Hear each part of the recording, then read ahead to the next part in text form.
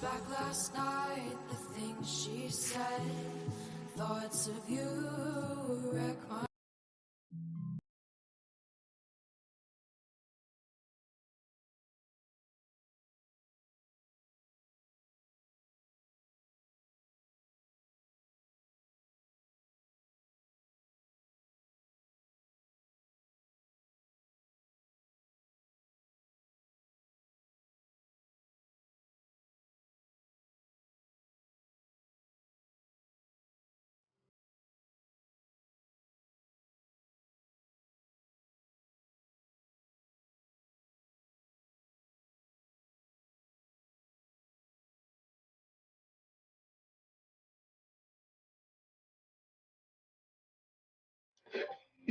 Okay.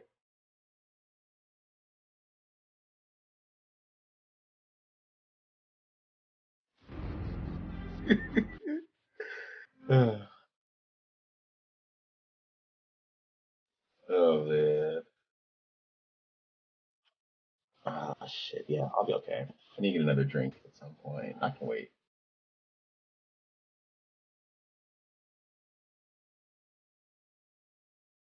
I'll get a drink between recaps. Yeah, cause I'm like a little bit less than halfway now.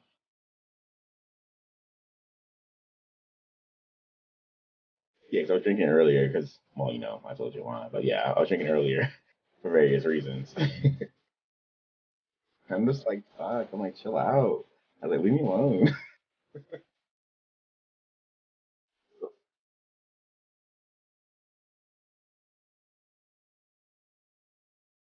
Are you live? I haven't a notification for you yet.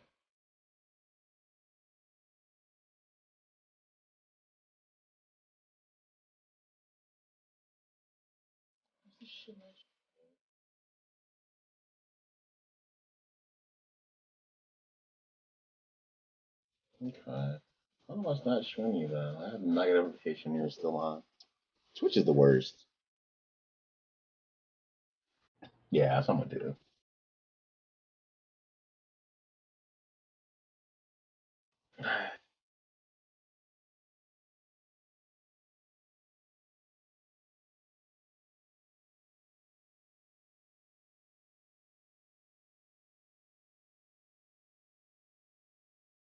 I think the title's too long. Get cut off.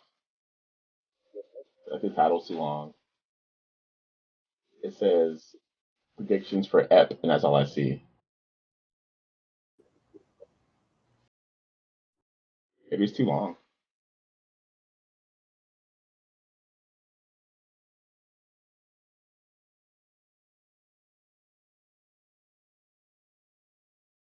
Yeah, Twitch hasn't told me, but I see you like in my sidebar, but Twitch still hasn't told me like they're online. Twitch is literally the worst invention ever. Pick a number between 1 and 52. 25.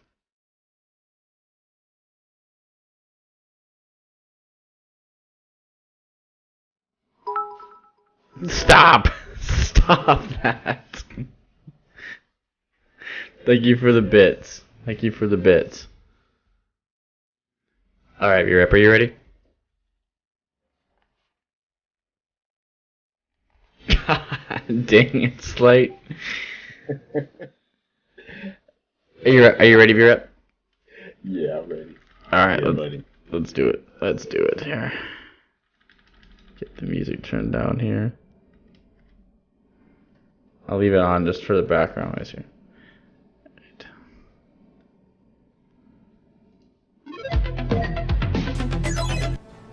What's going on, guys? Welcome into the Nerd Rebellion podcast. My name is Mike, aka Nerd Revenge Nerd.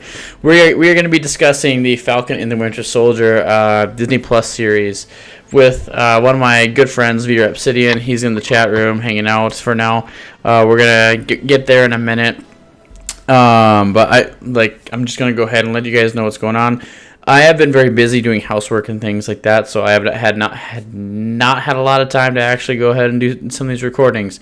So what we're going to do is we're going to recap the first 4 episodes, basically because this show is pretty straightforward. So this is supposed to be a weekly thing, but I haven't gotten to do the first 4 weeks of it. We're gonna do a preview and predictions of episode 5 tonight, and then we'll touch base probably in the next few days and talk about episode 5 as well, leading up to the finale, as we would do per usual. So with that being said, we're going to recap the first 4 episodes, so let's bring Vrep in here. Well, what's going on, everybody? He's not going to be in video chat at this moment. He might jump in a little later. He's shy right now. He's still here, though. So, welcome in. Vrep, why don't you tell the people who you are? Oh, God. I was not prepared for this. But I'm also ready for it at the same time. What's up, guys? I'm Vrep. I'm a variety streamer on Twitch, a former Mixer refugee with many other people, as well as nerd. Yeah, buddy. Big comic book fan, video game fan, lore, sci-fi, you can name it. I'm generally into it. Currently obsessed with Godzilla vs. Kong. I won't say who my favorite is, but I think everybody knows. I'm gonna go with Godzilla. Yeah, buddy, you know me. Love that big lizard. I know I've been streaming forever. I took a break for a while when I left Twitch to go to Mixer, and then I came back, and now I'm in the middle of rebranding myself for the Badlands of Twitch. I definitely mixed Mixer, but I did the Twitch thing for probably like 4 years before I left, and then I came back. You did it for 4 years? Yeah, I was on Twitch forever. I didn't know that. I had no idea. Oh, yeah. Before Mixer, yeah, I was on Twitch forever, and like it was cool, but not my favorite place, not my favorite time. Well, we're here now, so. Indeed. We're here now. So, what we'll do to start this baby off. If you guys haven't already done it, go follow Vrep. He's coming back to Twitch. I want to just thank everybody for the support that you've shown me that I've switched through Mixer and I haven't ran into a bunch of toxic people. So I wanted to say thank you for that. But definitely go check out Vrep on his channel, and let's get him boosted up to that affiliate status so he can chase that partner someday. I appreciate you. Yeah, I appreciate you, brother. So, Vrep, why don't you go ahead and what we'll do is we'll recap the first 4 episodes of the show. I'll go ahead and start, and I'll just go right into episode 1. So, Falcon and the Winter Soldier, the first episode of the show that we actually get into, they don't hold back anything. You get the meat and potatoes right away in the first episode. They throw you into a scene where Sam is up in a plane. They're doing a mission to go rescue a U.S. military official that has been captured by none other than Baltrock the Jumper. If I said that right or wrong, I apologize. Played by George St. Pierre, recurring his role from the Winter Soldier movie that he was in. So what happens is they can't let this guy get over a barrier or a border, and so it's this really awesome action-packed fight scene. Falcon's doing Falcon things the entire time, and they save the soldier. We see Torres, who in the comics is actually the predecessor to be Falcon when Sam actually takes the role or the mantle of Captain America in the comics. He gets the super soldier serum from the power broker in the comics, and is actually he becomes the Falcon. So kind of a cool thing to see. I don't know if we're going to get any of that with this show, but kind of a cool character to be noticed in the episode. And then we get a little update on Bucky, actually, and he's living in an apartment at this point in time with basically nothing in there. He is struggling with some PTSD, and the first appearance that we get of Bucky in the show is actually him being the Winter Soldier back in when he was working for Hydra. And he kills a bunch of people, and then he wakes up. it from this dream. And I'm guessing it's a memory that he had. And then what happens in this after this is that they show him in a therapy session in there, and he's being asked by his therapist if he had a nightmare, and he continuously denies having a nightmare, and he won't just confess that he's struggling with some of these things. We see him leave therapy, and then he runs into a man in the alley who clearly doesn't want to share his garbage can, and apparently he's been hanging out with this old gentleman a bunch, and he takes him out for lunch again, kind of breaks down the fight from happening, and they're in Brooklyn, New York in this time in the episode, which is very iconic because that's where Steve's from. And he goes on a date. Well, then at the end of this date with this woman that the older gentleman set Bucky up with, he goes up to knock on the door for whatever reason, and the gentleman opens the door, and we see a picture of the man that Bucky killed back in that nightmare. So we now know that is this gentleman's son. And at one point in that lunch scene, he actually talked about how his son was killed, and he just wants to know how. So I feel like in this moment, Bucky was actually trying to confess to what he did and why he did it. But kind of some deep things going on in this show, given the nature of the show. It's going to cover some very serious issues. Not really much else happens in this episode other than we see Sam give up the shield. He is asked by the government to give up the shield. And it's interesting the way this episode's cut is because the beginning of the episode as well is Sam having the shield, he's ironing a shirt, and then it's lines from the movie Avengers Endgame, where it talks about how does it feel, and then the line of it feels like it belongs to someone else, and Steve says it doesn't.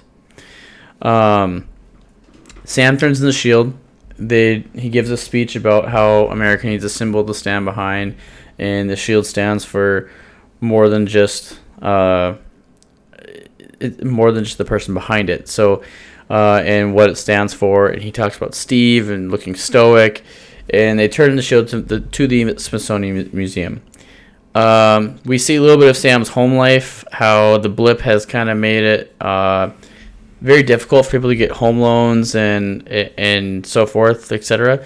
Because what happened was when Hulk snapped and brought everybody back through the global, there's a new company called the Global Repatriation Act, where they're actually trying to work on people getting people house loans, getting people business loans, and ultimately it makes it very hard for Sam's sister because she did not snap away as her brother did, and they have a business that is not doing the greatest, and they can't seem to get a business loan to take care of what they need to, even with Sam being an Avenger.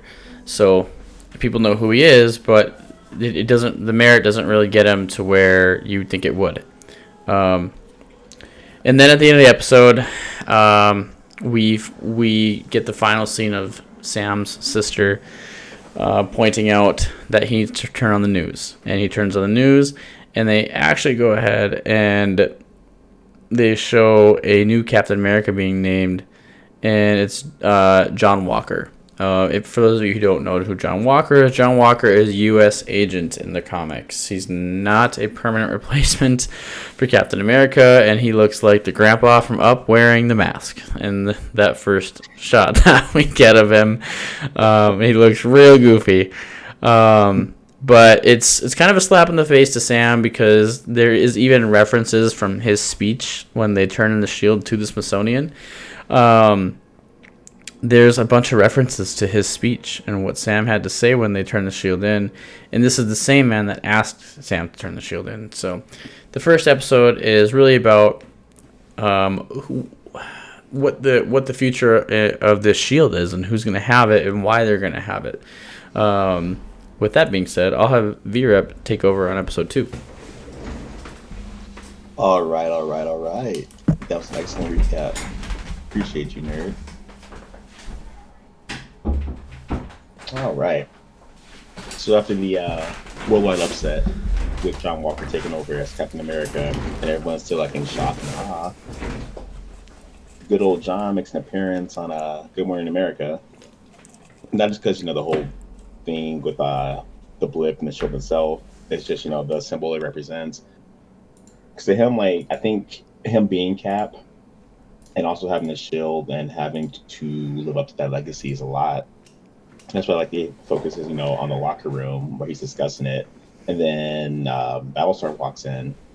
Reminds him, it's not it's not Iraq, it's not Afghanistan. You can't just punch your way out of this. You have to be more mindful of what's going on.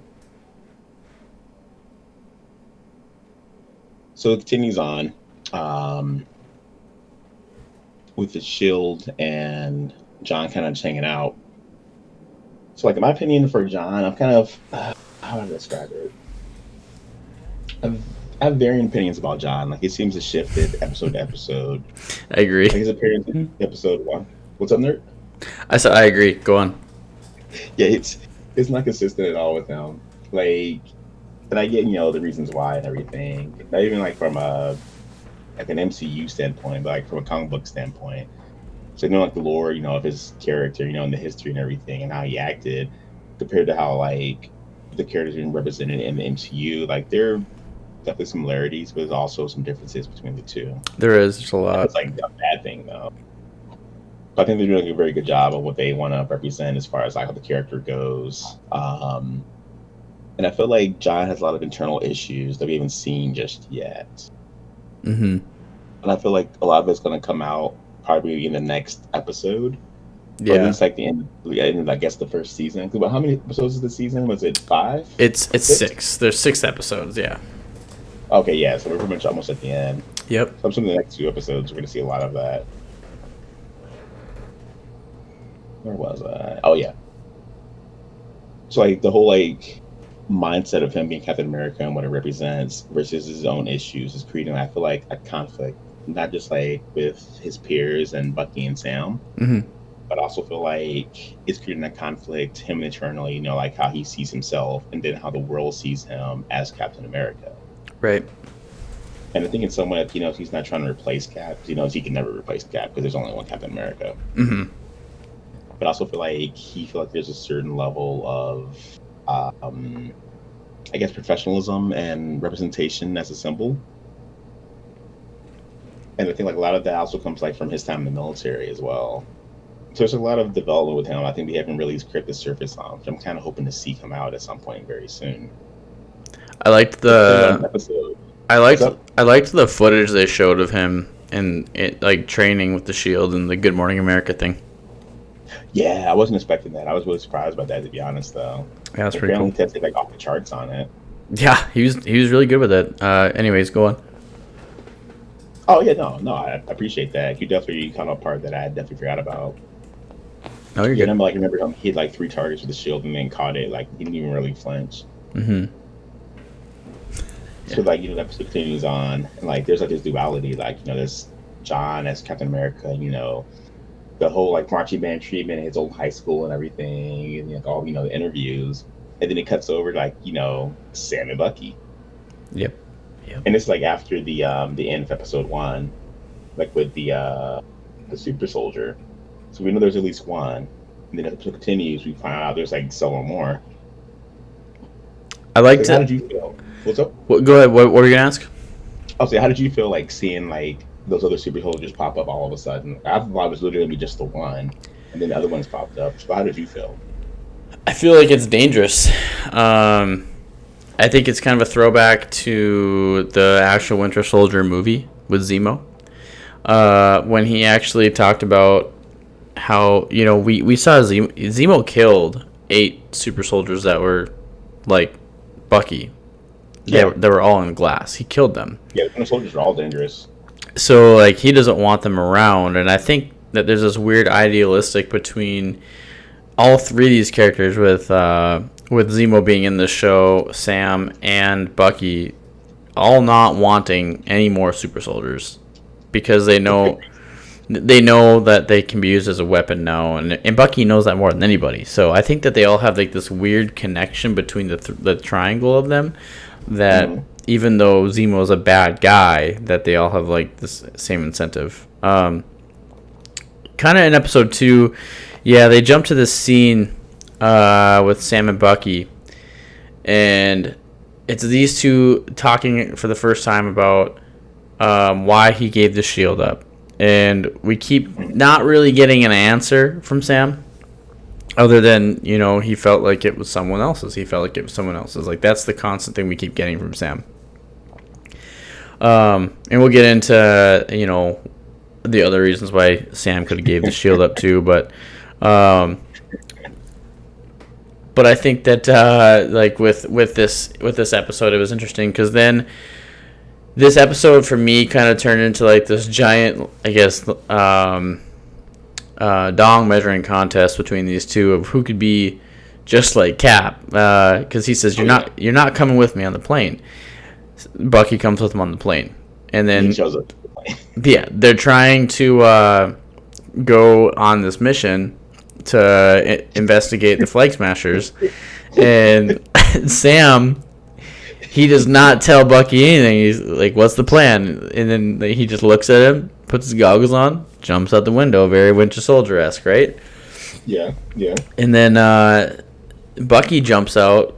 He looks out the window, and he looks out the door of the plane, and he's like, where are the chutes at? He's like, we don't have any. And he goes, I don't need one anyway.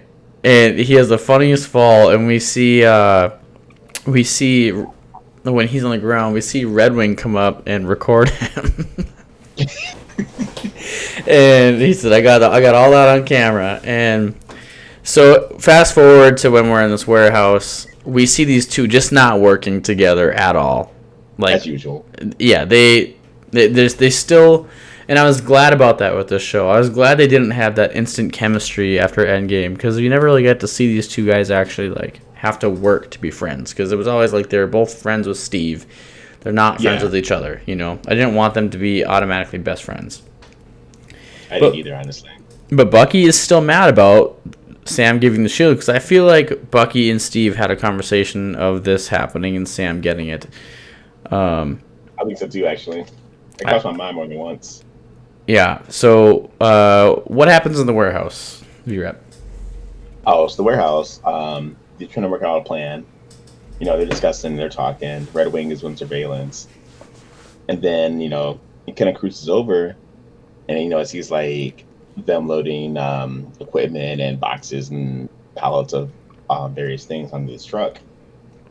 So, of course, like, the usual, this is what we should do. And, of course, someone just runs and guns it, as they always tend to. Always one person to make the plan. That's because they don't have the kind of synergy. I feel like they're still trying to figure out, like, who's actually, making the plans, who's going to actually capitalize and utilize the plans. It's a full-fledged thing. So there's a lot of back and forth with them still. Like, I think it's some kind of weird conflict. And, like, it's a total dick measuring contest, as Nerd said. Yeah, absolutely. Then it continues on, like, they end up tracking the trucks. They're doing their thing, the whole heroic thing, the big arrival, the big entrance. And then Bucky, breaks into the back of that one truck. And he's like, oh, are you okay? There's one person that's a hostage. He's like, you're okay. Mm-hmm. And then, like, she comes with that half smile, like, ducks away. I was like, oh, he's in danger for sure. I didn't realize at the time, but I was like, oh, he's definitely in danger. You can tell by the way, like, she, like, looked at that kind of, like, half grin and, like, ducked away. I think this is definitely trouble. Yeah, for sure. And it definitely was trouble. Yeah, it was definitely trouble. But I was not expecting that. I wasn't expecting multiple super soldiers. That was something I was not prepared for. I didn't even know that they had managed to replicate the super soldier serum until that episode. The first episode, I thought it was just, a new meta, a new superhuman that, they haven't discovered yet. Mm-hmm.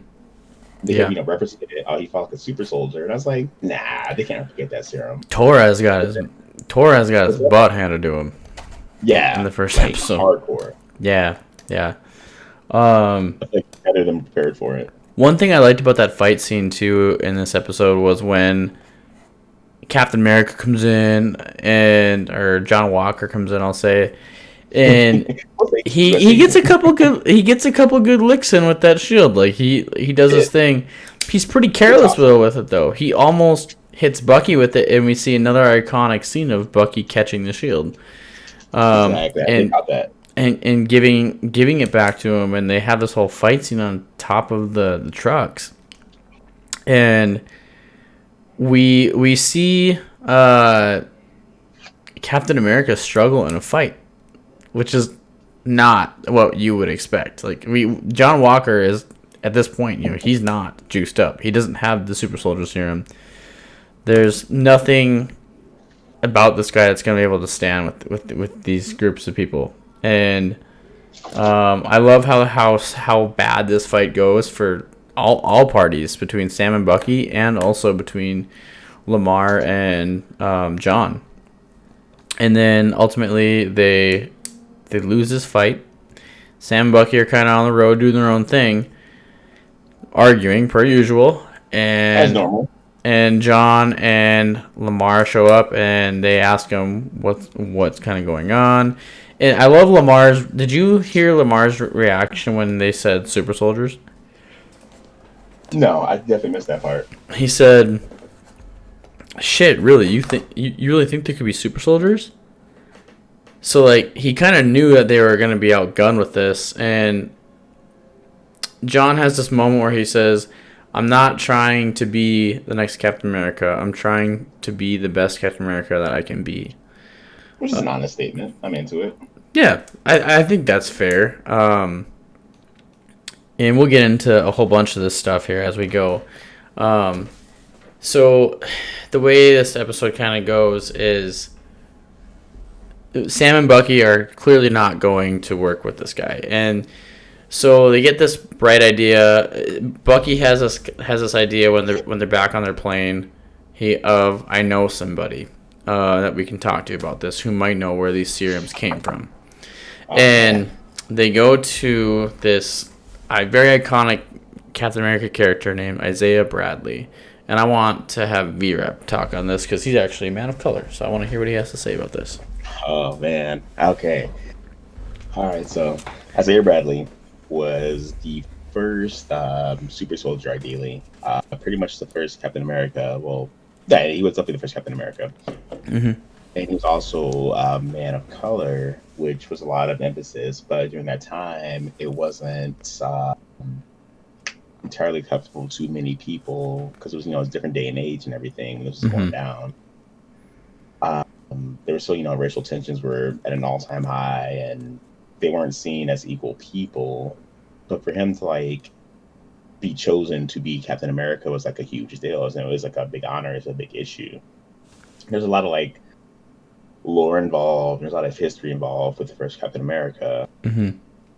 Many people did not know that the first Captain America was actually a black man. I've had many conversations about this, being a giant comic book nerd myself, and a Captain America fan. Mm-hmm. I've had many conversations with people about that, and I'm trying to bring it up. They're like, "No, that's not true. That's not accurate." I was like, "Oh, but it is. I promise it is." So then, I have to go on Marvel.com because they won't believe it's unofficial, and then I have to show them, the history and the lore and everything, how the 40s were different, and then the 50s and everything. And they're like, "I never knew that." And I was like, "Yeah, that's a lot of stuff the comics reference they don't show because the MCU is a scaled down version. There's no way can pack in that much history into a certain characters. Even if they have 4 or 5 movies, they can't put the kind of history into it." Right. Me seeing it. What's up? I was just gonna say what I loved about that scene too was the empathy that Bucky had for him. Because these two didn't have a peaceful history. You have to keep in mind this was actually a history of when Bucky was the Winter Soldier. He wasn't. Yeah. He wasn't. A fight. Yeah. So they fought, and I think the key words that he said in that scene was, "We had a couple encounters over." I can't remember where they said they were. I think it was Korea, I think it was Korea. I think that was it actually. I think it was Korea, and then he said, "You mean when they sent me to kick your ass?" Yeah, I think somebody kicked your ass through a bar or something, or at a bar. Yeah, and Yeah, exactly. That's exactly what it was. Yeah, they had a bar fight or something. Which They is they super sent crazy. You gotta be like, oh, they got sent some guys in bars here. yeah, they sent Isaiah Bradley in to go take care of Bucky, and he was the only guy to actually ever walk away from him. So it was There's very no interesting respect there. to see that moment. Yeah, and then in that same moment, we also get a conversation of how Bucky says, "I'm not a killer anymore," and then Isaiah Bradley begins to be triggered because he says, "You don't just get to wake up one day and decide who you are." I thought that was really deep. I thought that was really deep. Yeah, especially with Bucky's history. But anyways, you can keep going. Oh yeah, I could literally go on for that like for an hour and a half about the Isaiah Bradley history and everything. Yeah, for real. It's basically he was the first untested super soldier. Like he definitely had the same skills and abilities. He definitely had his own shield. I'm not sure if it's the same shield. I think he had a different shield. If I recall, his shield was the triangular one, Yeah, I it was the believe. triangular one. Yep. Okay, that's what I thought. Hmm. But you had different depictions of it. I'm pretty sure it was a triangular one, so I'm glad you confirmed that for me. Thank you so much. Oh, you're good. But yeah, like the whole history behind it, and then he was literally kind of just swept under the rug. And then Steve Rogers' era had come about, Hmm. and it was like a whole like different approach to it. Well, it was crazy too because they put Isaiah Bradley in jail for 30 years after they took Yeah. samples of his blood. Which is super crazy. So they took all that man's blood, from whom they used to kind of perfect the situation. The whole like serum thing was kind of perfected on that, I would imagine. Right. Yeah. It's And being a man in the military myself, I know exactly how that goes because of all my deployments. They took probably, I'd say, 20 vials of blood from each deployment. So it's probably at least 100 vials of my blood just floating around somewhere for government testing, I would imagine. right. I thought it was really interesting. I thought they did all this in a very tasteless in a very tasteful manner, not tasteless. Sorry. You know, it's super tasteful. Yeah, I thought they did all this in a very tasteful manner in this episode where they leave Isaiah's house and we actually get a glimpse. He throws something into the wall because he's upset, and then we get a glimpse of Patriot, Elijah Bradley. So that was kind of cool to see him in there. So Elijah Bradley's in this episode, and they leave. And then Sam and Bucky are walking down the street in a pretty rough neighborhood, where they even literally encountered a kid where he called Falcon Black Falcon, and Falcon told him, "Well, are you Black Kid?" And I thought that was like interesting. And we're gonna talk about more about that when we get like into that one of the other questions. I just thought that was really funny because it's funny, but it's also not funny from what I'm gonna bring up in later in the podcast. I can understand that. So it was a funny scene. I love how they handled it. It was very tasteful, and I love that they didn't tarnish how Steve looked because Steve did not know about Isaiah Bradley. So Yeah, there's no way. He definitely did not know. yeah, he had no idea. So I thought that was really cool to see that. And then these two end up having to go to a therapy session because what happens is Bucky and Sam are being stopped by the police because they're arguing in a rough neighborhood. And the first person they go after is actually Sam for his driver's license. And he doesn't have his ID on him. And then they realize who he is. So they actually stop trying to arrest them. And they go, oh man, these guys are Avengers, you know.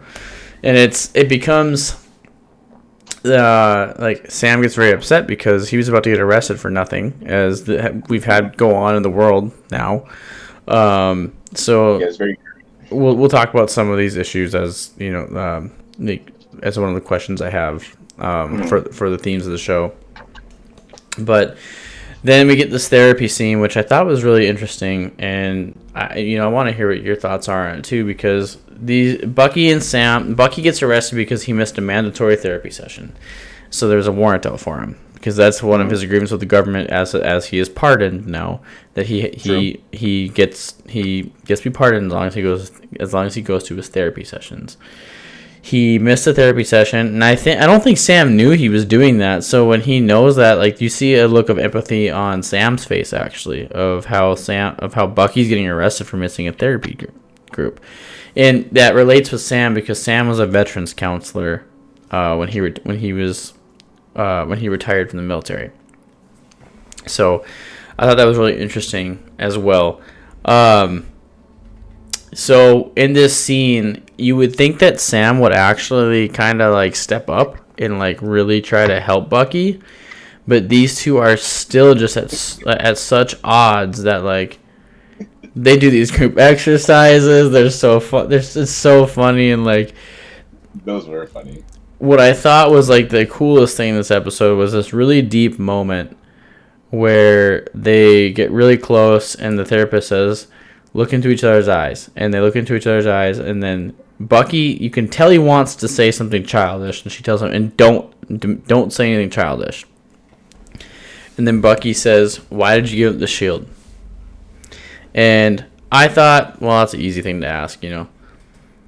And then as this episode progressed, or as the scene progressed, then Sam said, I thought I was doing what was right. And then Bucky comes back at him and he says, Steve trusted you. He trusted you and he trusted me. And if you, I can't remember like the exact line, but it means I think he says, if he was wrong about you, then that means that he was wrong about me. And that broke my heart to hear, because Bucky, we all connect with this character a lot now, where like Bucky wants to be a good person, genuinely. He wants to be a good hero. He wants to be a good person, because we have to come to this mindset that Bucky was a POW from the United States military, and he was used as a weapon for Hydra when they brainwashed him. And that's the really important thing to remember about Bucky. And these two pretty much get nowhere in this therapy session. And Sam leaves. Bucky does his thing, and then we get a different side of John Walker. And what does he say to Sam and Bucky when they're all going to go to the same place?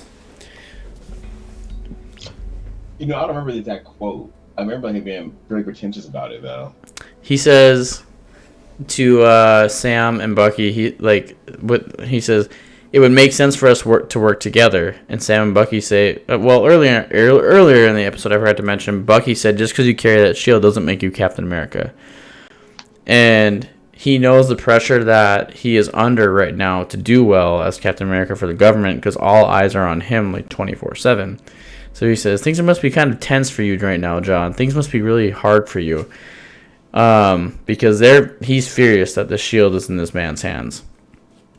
And then in this moment, he gets their attention by turning the cop car lights on. They go talk to him, and they basically decline wanting to work with these two because they don't see them as legitimate investigators. They don't see them as legitimate options to help out with this case, and the Flag Smashers, and figure out what's going on. They don't see them as that way.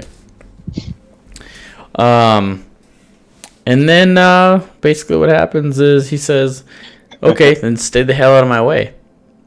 So we see a very different side of hi Pandoodle. What's up, Horty? We see a very different side of John Walker in this moment, where he goes pretty violent. He changes. And it's interesting how he acts that way. So, and then they're all following leads at this point, and I can't remember if it's in the second episode of Vrep or if it's in the third episode. You can correct me, but it might have been in this episode where we see John Walker go on a mission, and he's wearing the Captain America costume, and he goes in and he tries to interrogate somebody, and he gets spit on in the face, and he says, "Do you know who I am?" Slams a guy up against a wall, and he says, "I do, and I don't care." I think that was 3. I think that's that's the Power Broker episode. I'm pretty sure. I think in the middle, or the all in 3. Yeah, I think that's the Power Broker episode. So I thought that was really interesting to see that happen. But ultimately, Sam and Bucky know where they have to go. They know they have to go break out Zemo, because they know that he knows everything about the secrets of Hydra and more secrets about this serum. So that leads into episode 3 with the Power Broker. So why don't you lead us into the Power Broker episode a little bit? Oh man, the Power Broker. All right. So Power Broker starts out with this master plan of Bucky basically breaking out Baron Zemo, and it's a whole like it's kind of funny because the way he's explaining it, it's like to Sam. Sam doesn't realize that he's literally already going on. It's like he's like going into detail about like what he's gonna do and how he would do it hypothetically. And he's like, and then Sam's like, "Well, why are we here?" And then like Zemo walks in, and it's a whole like, "Why can you do that to me?" Like it seemed like you can see the look in his face as they're looking at Bucky. So Bucky and Sam under a weird dynamic. It's the whole thing like, well, this is what I wanted to do, this is what I needed to do. But if I had told you I was going to do it, you definitely would have stopped me or made an issue about it. Probably both, to be honest, though, because Right. Sam's going to do Sam. Right. I mean, Zemo is kind of like a notorious bad guy, like globally wanted. I thought it was interesting that Bucky had enough forgiveness in him to allow Zemo to even live, let alone to rescue him, knowing that he caused all that damage. And Captain America Civil War, like King T'Chaka and framing Bucky and everything else that happened. That was literally all from him. And here they are like working together. I think it was like a cool like throwback to it. And I'm glad the same actor came back to reprise his role as Baron Zemo. He Yes. did really, really well at what he does. Yeah, he's a very good actor. Thank you for the sub. You didn't need to do that. I appreciate it. Just some kid getting shot by fireworks. It's such a fun game. It's so fun. It cracks me up. Anyways, I'm sorry. Go ahead. Keep going. Oh, no, you're fine. No worries. But yeah, so the whole thing like starts out with them breaking out Zemo, and then like to this whole weird dynamic between them. They're arguing, and then Zemo tries to say something. They both like no at the same time. Like they're both in sync with it. They solve their own issues, but they realize like Zemo is like kind of an ultimate bad guy, so they gotta keep an eye on. But they also realize they definitely need his help. So no matter like how much they're against the idea of it, that they absolutely need him to help them get this figured out. The Flag Smashers are becoming a serious issue at this point. It all builds up to them going to Madripoor. I don't know how familiar everybody is like with the whole Madripoor like reference in the Marvel comics, but it's been around literally since like the 70s, maybe even the 60s. It's been a big reference. Like Elektra talks about it from Daredevil, Wolverine always talks about it. We have heard about it a lot. We've never seen it though, so that was pretty cool. Yeah, I was really surprised to actually finally see it show up. I mean, we played it. There's a level in Madripoor in one of the Marvel games, maybe two of them. They go to Madripoor, but actually like see it like in like cinematic reference. The scope of it was like really cool. Kind of like Dubai a little bit. It's got like Dubai vibes to it. Yeah, I do like it a lot. So we go to Madripoor in this episode. And what they have to do is they're trying to blend in characters so they can actually get information on who the Power Broker is and how they can get a meeting with him. Zemo has some connections, I guess. And when they go into a club, they end up finding out that Sharon Carter actually sees them. And they have a conversation. And the catch to this scene in Madripoor is they have to stay in character. So Bucky has to go back to being the Winter Soldier, and he has this moment in this episode where Sharon Carter sees them and she knows it's them, so she kind of gets the heck out of there. Not really sure what her role is yet. I don't think she's the Power Broker. A lot of people are saying that. I don't think she is the Power Broker. I'm not. I don't think she is either. Not on that train. I think she's working for them. But ultimately she leaves and she kind of covers she covers for them. She protects them. And we get this scene where Bucky just goes ham like on these guys. Like he takes care of business like the way we were used to in with him being the Winter Soldier. And I think you see this look on Sam's face of like maybe Bucky is still someone to not be trifled with on a bad day, because he puts in the work on some of the, on these guys. And I mean it was big, and there's even a part in that scene where Zemo pushed somebody into him. And I catch that. So it was really interesting. They get into this meeting with someone else who works for the Power Broker. Sam has to call, like Sam's phone rings and he has to answer it, and he like tries to put on this facade of like the character he's playing. What was it? Snake something, wasn't it? Tiger something. Who is he? Damn it, I can't remember now. Something Tiger. I recognize the character's name. He's a Marvel Comics reference for sure. He is. Yeah, he actually is. I think Criminal Underworld, I believe you want to say. If you want to look that up real quick for me, that'd be awesome. I will. It's Sam. It's something Tiger. I can't remember what it was. It slips my mind. It slips my mind at the moment. But what happens is Sam's phone rings in this meeting, which is not good at all. And then she tells him to put him on speaker. He puts the phone on speaker, and then he tries to put on this show. And then his sister says his name. It turns into this giant combat scene, and then Zemo has a place that they go to, and they hide, and they come up with a new plan and strategy to figure out more about the serum with the power broker. Smiling Tiger. Okay. So what happens is Sharon leads these guys in the right direction. She helps them out. She takes them to this carrier yard, and they go in and they find the lab for these serums.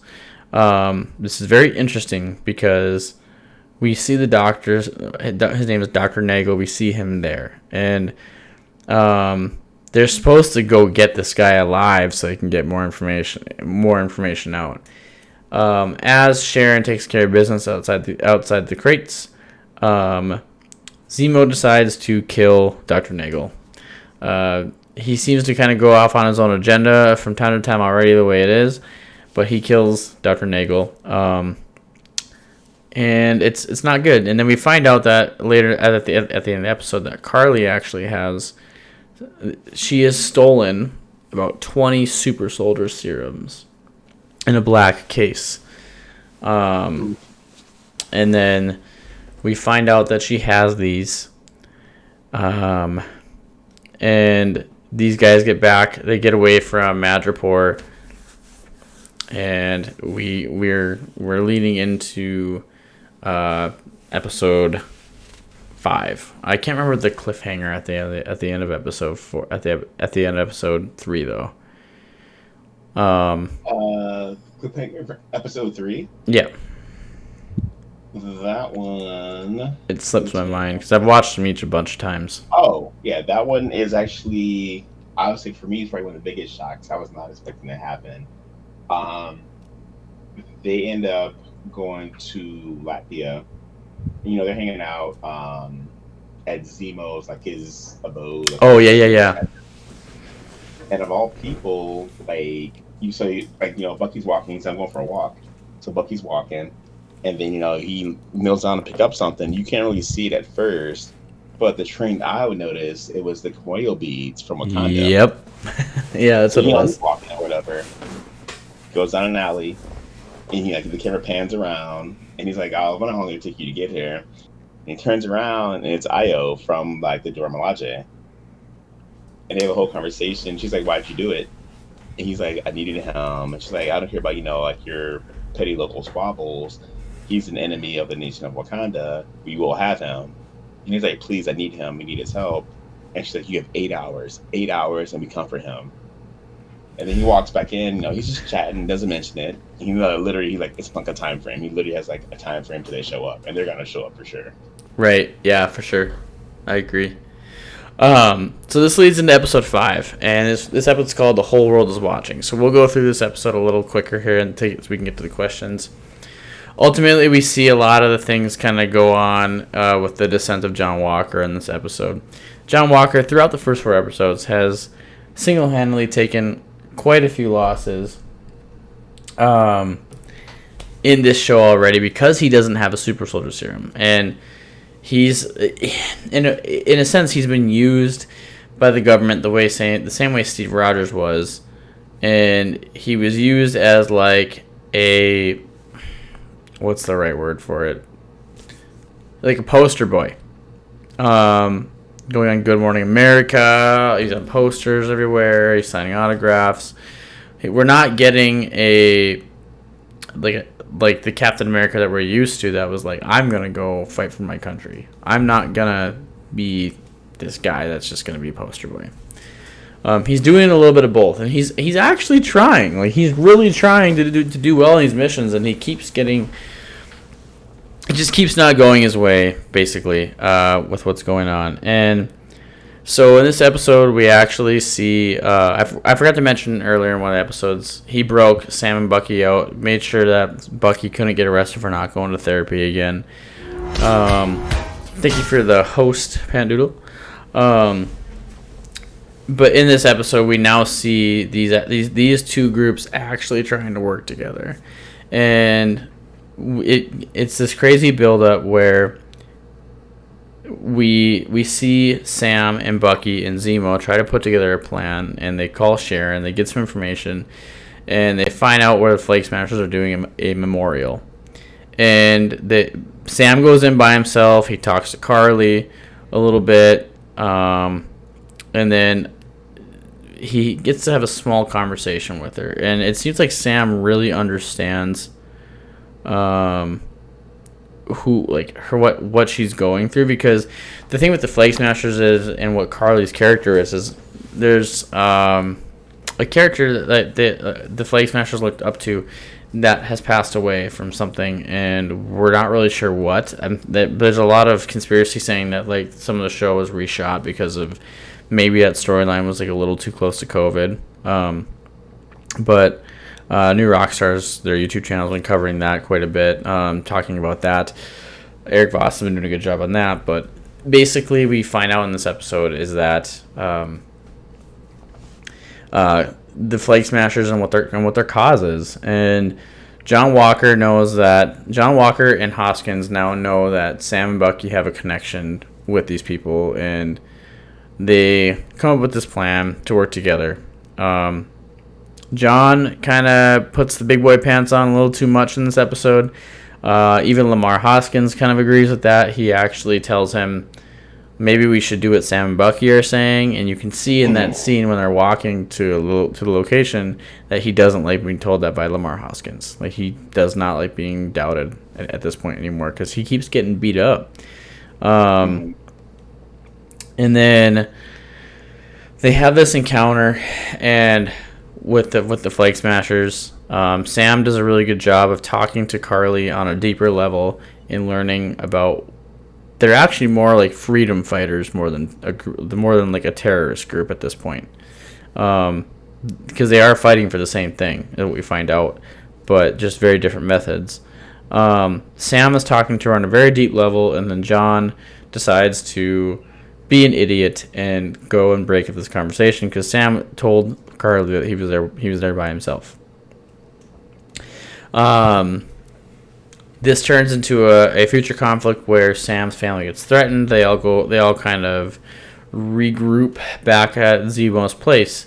The Dora Milaje show up, and we see this really funny moment where Bucky and Sam are sitting there, and I'll let Vrep kind of take this part over because he loved this part of the episode. I was looking forward, to be honest. I was entirely like in the zone. I mean, at this point, I feel like everybody knows just like how dangerous and how badass like the Dormage really are. Yeah, they're awesome. For some reason, John did not. I don't know if he was bored or he just didn't read up on it or what. No, so it starts out, they walk in, and then John approaches them, and he's literally like, "Oh, well, we have a jurisdiction over this." And then I looks at him like, the Dora Milaje have jurisdiction wherever they are. Yeah, our jurisdiction is where we want it to be. And I was like, no, that's a statement. That's a whole mood. That's a mood I've ever heard of. It's like, no, they have this banter back and forth or whatever. And then he says something like, "Oh, let's put the pointy sticks down." And I was like, I wouldn't talk down on them, but whatever. That's what he's going to do. So then he makes the huge mistake of literally touching her on the shoulder. Yep. And she proceeds to beat the living hell out of that man. Literally kicked him and then threw him against the wall. Like, there was split-second reaction. Like, she didn't even blink an eye. I could barely keep up how fast she moved at that point. I literally had to watch it probably 4 or 5 times. I watched the entire fight multiple times by now, though. It choreographed so well. It really was. I think my favorite part of that fight scene was when there was 2 parts for me. Is when one Dora Milaje member threw the spear behind him into the wall, and then she just Spartan kicked him into it. That was super dope, though. And then, because that was like smart. And then the second one was when they threw the spear through the straps of the shield and like stuck him to the table. I thought that was my favorite part of that fight. Anyway, go on. Skilled. They're skilled. Their fight ability in general is out of control. Yeah, they're top like, notch. Who trains them is what I want to know. Like, who trains the Dormilaje? Like, how do they learn to fight like that? Is what I want to know. I do too. It's got to be some hidden Wakanda art style. I'm sure it's a Wakanda fighting style in particular. But to be fair, at this point, between like Captain America: Civil War and then going into Infinity War, Black Widow had been training with them like all that time she was gone. Right. So to bring it back like the current, or I guess the rehash and bring it to current, like after Tony Stark told the World Council and T'Challa told her that she had stopped him, he's like, oh, you know, like, who started you on? You playing a double agent. And then she's like, fine, whatever. And she dipped out. Right. But I'm assuming either before that or after that is when the events of her movie are going to take place. But at some point, she winds up in Wakanda, and she's definitely training with Adora Milaje. They all train together, which makes Widow even more dangerous than she already was. Right, for real. A world-class fighter. Yeah, she is. I'm very excited for her movie, too. So where this episode kind of goes next is Sam, he texts Sharon Carter to say, be my eyes in the sky and keep your eye on John Walker. Carly at this point has threatened Sam's family because she thought that Sam was supposed to go in by himself and not working with anybody, and that was the case actually. Like, Sam wanted that to go the way it did, and then he gets an update that John Walker's on the move somewhere. So Sam and Bucky both go there, and because they know that the Flag Smashers are in danger at this point from John Walker. They're not worried about the Flag Smashers anymore. They're worried about John Walker and how unstable this guy is. This fight breaks out, and Lamar gets taken mid-fight when they first separate. I mean, John hears a gunshot, and he goes up to the top floor. And I forgot to mention earlier on the first encounter that Zemo had crushed all of the super soldier serums except one. He missed one, and John Walker found that serum. And there was this conversation between John and Lamar, and they're talking about power and the serum and what it does. And they talk about how, well, it's just power. Like, it's just gonna, like, I mean, you made all these right decisions in the military, and like, you know, like when we were back in Afghanistan, and then John even says, not all the things that we did in Afghanistan felt right. And that's really all we get out of that. And then it goes to this mission where they're going in. Lamar goes on his own. He gets taken and handcuffed and left in a bathroom. They beat the tar out of him, basically. And then there's this moment where there's this moment of question in the episode of, what did John Walker do? You know? So he gets in this fight, and it's not clearly evident that the shield is, like, that he is now taking the serum, but what he does is he breaks through a door. The door frame basically shatters. He throws a shield at one of the Flag Smashers. It sticks into the wall. So and then you start raising questions as to, did he take the serum at this point? And then there's one moment that defines it. And they're fighting with a pipe in hand. And John bends the whole pipe around this guy's hand. And then the Flag Smasher says, oh shit. And then the first thing Sam says to John is, what did you do? And then all he says is they have Lamar. So they go into the next room. They're fighting the Flag Smashers a little bit. John, even being as inexperienced as he still is, he gets grabbed by one of the Flag Smashers. He's about to get taken out. And Carly ends up killing Lamar Hoskins, who takes the shot for him, for John. And he gets punched into a pillar, and he dies. The fight stops, and John goes over to Lamar, realizes that he's dead. And keep in mind, this episode is called "The Whole World Is Watching." And what happens in this moment is he sees a window. He thinks that he knows where they're going to go, and he ends up jumping. Hey, thank you for the raid, Wander. I'll address the raid properly in a little bit.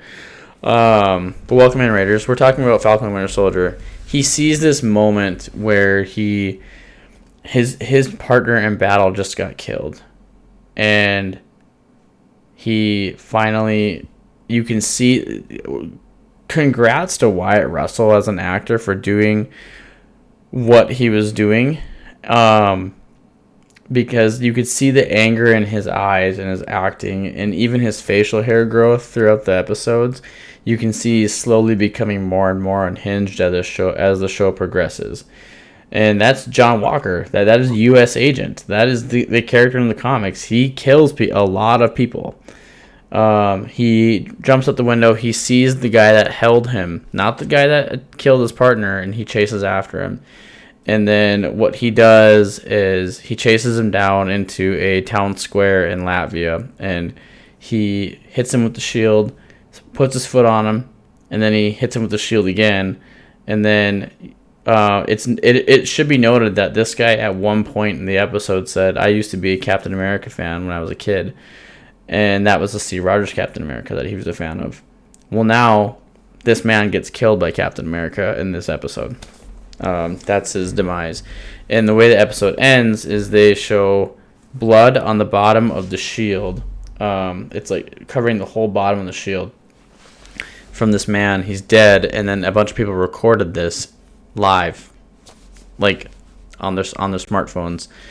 And that's the shot we're left with. We see that John Walker just killed a man in cold blood.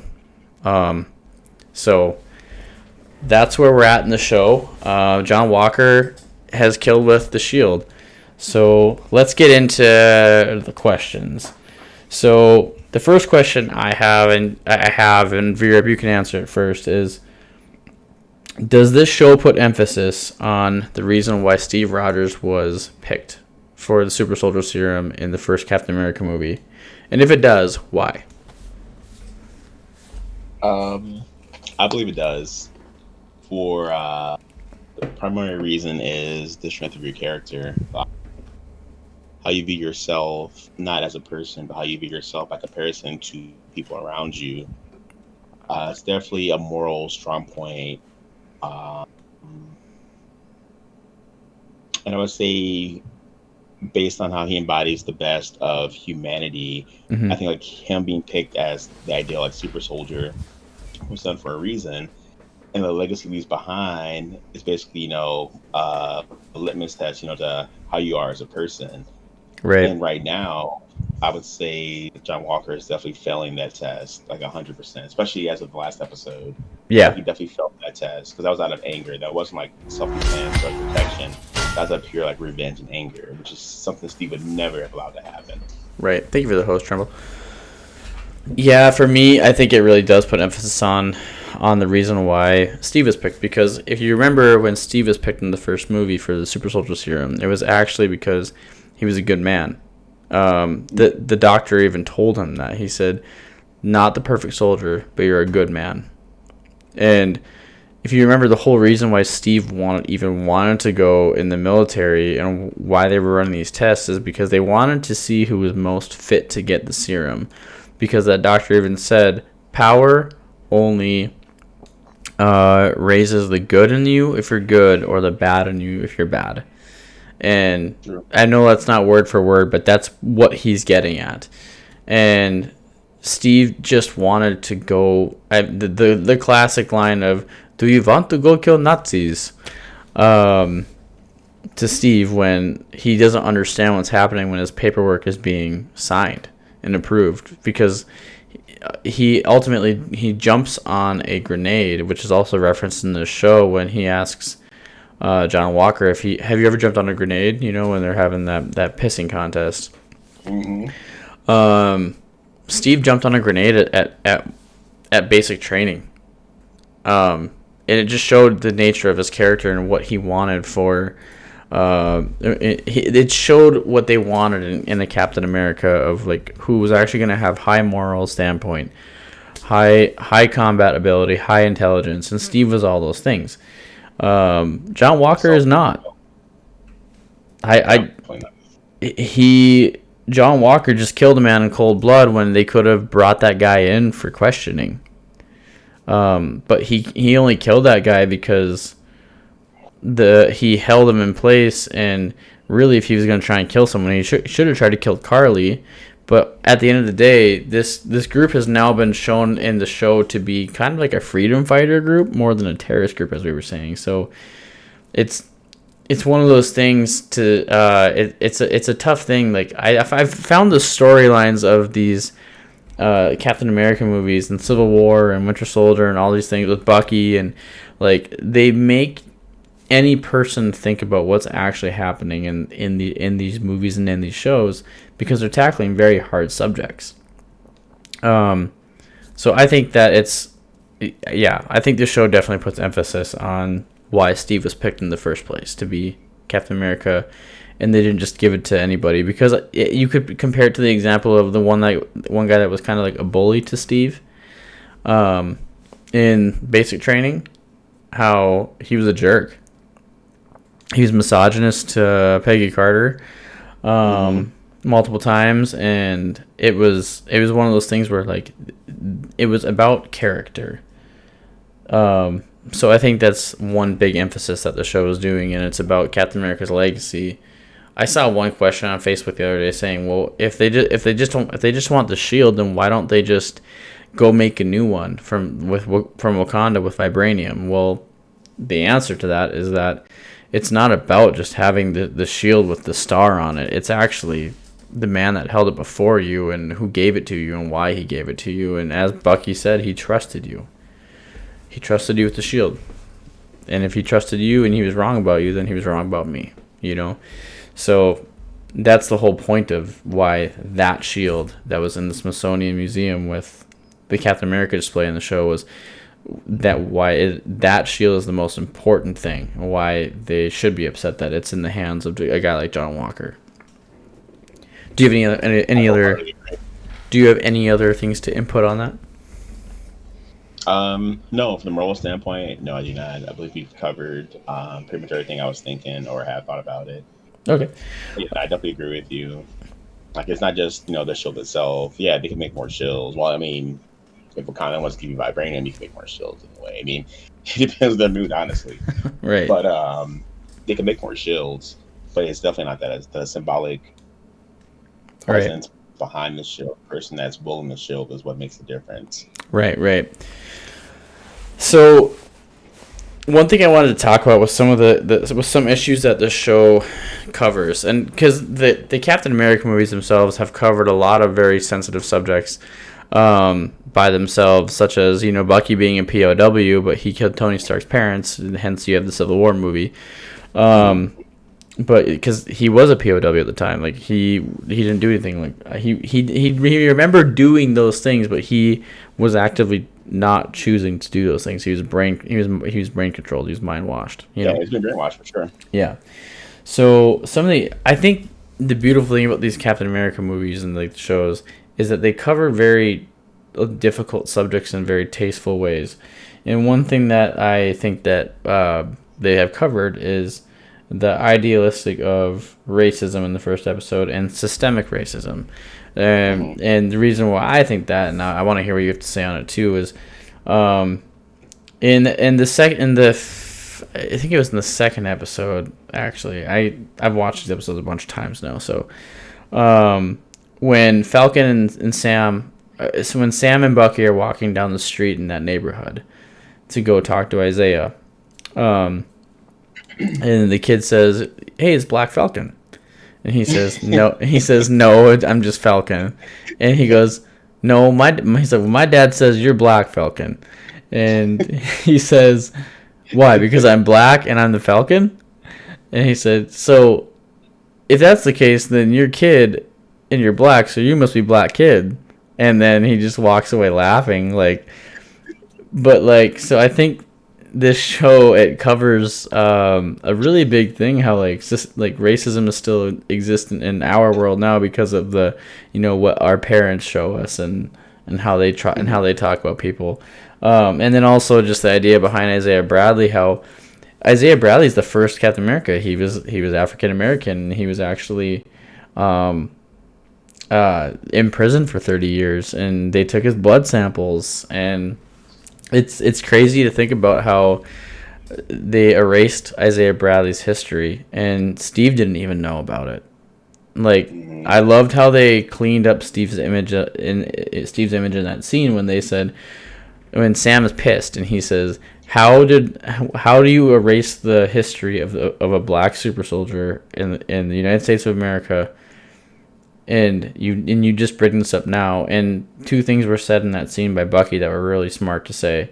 He said, first off, Steve did not know. I never told him.